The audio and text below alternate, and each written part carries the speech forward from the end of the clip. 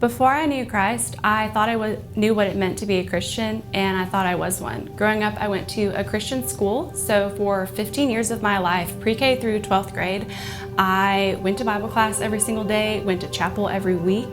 I participated in a ton of service projects, and I carried a Bible in my backpack because it was one of my textbooks.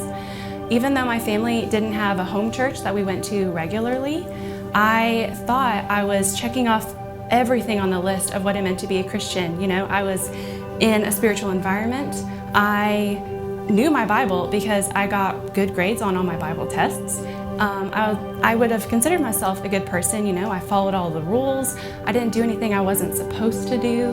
And I was even baptized my freshman year of high school because I thought that's what I needed to do to get to heaven. My idea of Christianity centered around perfection and checking things off of a checklist of, you know, do this to be a Christian, do this to be a Christian, do this to get to heaven. And that's what I did, and that's how I surrounded my life. My sophomore year of college, I had an amazing roommate, and she saw that I was lost and that I didn't even know I was lost. So what she did was she started inviting me to events at one of the campus ministries at my college. And as I went to these events, I made friends. And through those friends, I started going to a Thursday night Bible study here at Brainerd Hills. And that led to me going to church on Sunday mornings. And my very first Sunday here, I don't know what the passage we were studying. I don't know what the pastor was even preaching on, but I remember he asked a question at the end of his sermon. He asked, "Are you the real thing?" And instantly, a voice inside me said, "No." And in that moment, I was convicted and I was confused because I thought I was a Christian. I thought I was doing everything possible to be a Christian and to do what I was supposed to do, and yet suddenly I knew I wasn't the real thing. And so I started a journey of trying to discover what it meant to know God and to have a relationship with Christ. And in the fall of 2014, I gave my life to Christ and finally found that relationship that I was searching for.